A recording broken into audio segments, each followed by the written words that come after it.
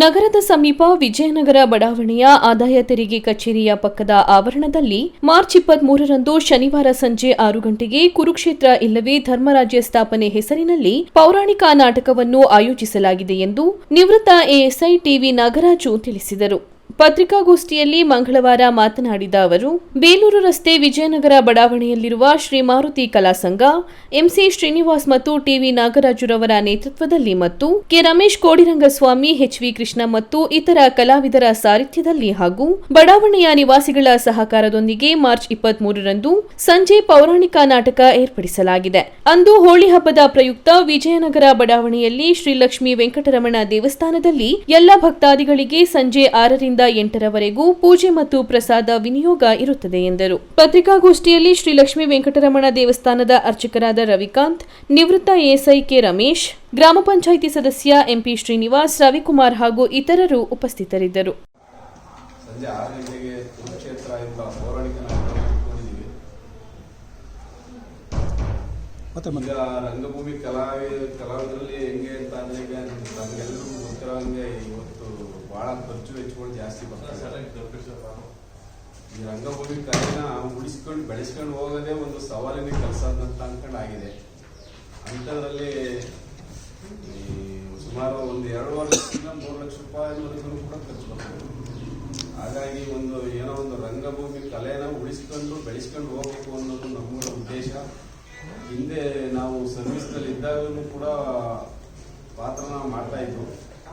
ಹಾಗಾಗಿ ಈಗ ನಿವೃತ್ತಿ ಆದ್ಮೇಲೂ ಕೂಡ ಇದನ್ನ ರಂಗಭೂಮಿಯನ್ನು ಉಳಿಸ್ಕೊಂಡು ಬೆಳೆಸ್ಕೊಂಡು ಹೋಗ್ಬೇಕು ಅನ್ನೋದು ಒಂದು ಇದಿತ್ತು. ಹಾಗಾಗಿ ಅದರಂತೆ ನಮ್ದು ವಿಜಯನಗರ ಬಡಾವಣೆಯಲ್ಲಿ ಇದೇ ಮೊದಲು ಸರಿ ಮಾಡ್ತಾ ಇರೋದು. ಫಸ್ಟ್ ಎಲ್ಲ ಇಲ್ಲಿ ಕಲಾಭವನದಲ್ಲೇ ಮಾಡ್ತಾ ಇದ್ವು.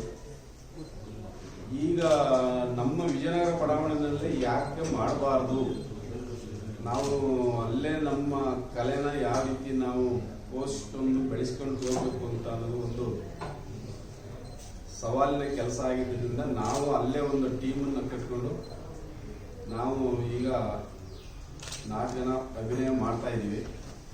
ಅದರಂತೆ ಈಗ ಎಲ್ಲರಿಗೂ ಇದು ಹಣಕಾಸಿನ ಸಮಸ್ಯೆನೇ ಜಾಸ್ತಿ ಆಗಿರೋದ್ರಿಂದ ಇದೊಂದು ದೊಡ್ಡ ಸವಾಲು ಅಂತಲೇ ತಿಳ್ಕೋಬೇಕಾಗುತ್ತೆ. ಹಾಗಾಗಿ ಸಾರ್ವಜನಿಕರ ಸಹಕಾರ ಎಲ್ಲವೂ ಮುಖ್ಯ. ಹಾಗಾಗಿ ಸಾರ್ವಜನಿಕರು ಸಹಕಾರ ಕೊಟ್ಟರೆ ಈ ಸಂಸ್ಕೃತಿನ ಕಲೆ ಉಳಿಸ್ಕೊಂಡು ಹೋಗ್ಬೋದು ಅಂತ ಅನ್ನೋದು ಭಾವನೆ. ಕನ್ನಡ ಮತ್ತು ಸಂಸ್ಕೃತಿ ಇಲಾಖೆಯಲ್ಲಿ ಇಲ್ಲ, ಈಗೇನಾಗಿದೆ ಅಂತಂದ್ರೆ ಕನ್ನಡ ಸಂಸ್ಕೃತಿ ಇಲಾಖೆಯಿಂದ ಮೊದಲು ಎಷ್ಟೊಂದು 30-35 ಕೊಡ್ತಾ ಇದ್ರು. ಈಗೇನಾಗಿದೆ ಅಂತಂದ್ರೆ ಗ್ಯಾರಂಟಿ ಯೋಜನೆ ಅಂತ ಅನ್ಕೊಂಡು ಬಂದು ಈಗ ಅದಕ್ಕೂ ಕೂಡ ಕತ್ತರಿ ಬಿದ್ದು ಅದು ಕೂಡ ಬರ್ತಾ ಇಲ್ಲ, ಯಾವುದಿಲ್ಲ.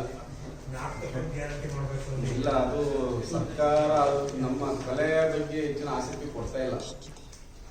ಹಾಗಾಗಿ ನಮಗೆ ನಮ್ಮ ಪಾತ್ರಧಾರಿಗಳೇ ಅಷ್ಟೋ ಇಷ್ಟೋ ಅಂತ ಒಂದು ಖರ್ಚನ್ನ ಬರೆಸ್ಕೊಂಡು ಏನೋ ಅದನ್ನ ತೂಗಿಸ್ಕೊಂಡು ಹೋಗೋಕ್ಕಾಗೋ ಪರಿಸ್ಥಿತಿ ಇದೆ. ನೀವು ರಿಟೈರ್ಡ್ ಎಸಿ ಅಂತ ಹೇಳಿದ್ರಲ್ಲ, ಈಗ ನಾಟಕ ಅಕಾಡೆಮಿ ಅಂತ ಒಂದಿದೆ. ನಾಟಕ ಪ್ರೋತ್ಸಾಹ ಮಾಡಬೇಕು ಅಂತ ಕಳೆದ 15 ವರ್ಷದಿಂದ ಹಾಸನದ ಯಾವ ಒಬ್ಬ ಹಾಸನ ಸ್ಥಳೀಯರಿಗೆ ಅಲ್ಲಿ ನಾಮಿನೇಷನ್ ಆಗಿಲ್ಲ. ಸ್ಟೇಟ್ ಲೆವೆಲ್ ಕಮಿಟಿ 15 ವರ್ಷದಿಂದ ಹಾಸನಕ್ಕೆ ಯಾರು ಪ್ರಾತಿನಿಧ್ಯ ಸಿಗ್ತಾರೆ. ಅದ್ರ ಬಗ್ಗೆ ಏನಾದ್ರು ಒಂದು ದನಿ ಎತ್ತುವಂಥದ್ದು ಒಂದು ಇದ್ರ ಜೊತೆಗೆ ನೀವು ನಾಟಕ ಮಾಡ್ತಾ ಇದ್ರಿ, ಜೊತೆಗೆ ಈ ತರ ಮಾಡಿದಾಗ ಅಕಾಡೆಮಿಗಳಿಂದಲೂ ನಿಮಗೆ ಸಹಕಾರ ಸಿಗುವಂತದ್ದಾಗುತ್ತೆ. ನಮ್ಮಲ್ಲಿ ಕಲಾವಿದರ ಹಿತರಕ್ಷಣಾ ಸಮಿತಿ ಅಂತ ಒಂದು ಜಿಲ್ಲಾ ಸಮಿತಿ ಇದೆ. ಅದರ ಮೂಲಕ ನಾವು ಪ್ರಯತ್ನ ಮಾಡ್ತೀವಿ. ನಾಟಕ ಅಕಾಡೆಮಿ ಈಗ ಅದಕ್ಕೋಸ್ಕರವಾಗಿ ಒಂದು ಸಂಘ ಅಂತ ಅನ್ಕೊಂಡು ಮಾಡ್ಕೊಂಡಿದ್ದೀವಿ, ಜಿಲ್ಲಾ ಕಲಾವಿದರ ಹಿತರಕ್ಷಣಾ ಸಮಿತಿ ಅಂತೇಳಿ. ಅದಕ್ಕೆ ಅಧ್ಯಕ್ಷರಾಗಿ ಬಿದ್ರೆ ರವಿಕುಮಾರ್ ಅಂತೇಳಿ ಅಧ್ಯಕ್ಷರನ್ನ ಮಾಡ್ಕೊಂಡು ಮುಖಾಂತರವಾಗಿ ಕಲೆ ಬೆಳೆಸ್ಕೊಂಡು ಹೋಗ್ಬೇಕು, ಸಂಸ್ಕೃತಿನ ಉಳಿಸ್ಬೇಕು ಅಂತ ಅನ್ನೋದು ಒಂದು ಭಾವನೆ. ಹಾಗಾಗಿ ಅದನ್ನ ನೀವು ಹೇಳ್ದಾಗೆ ಅದನ್ನ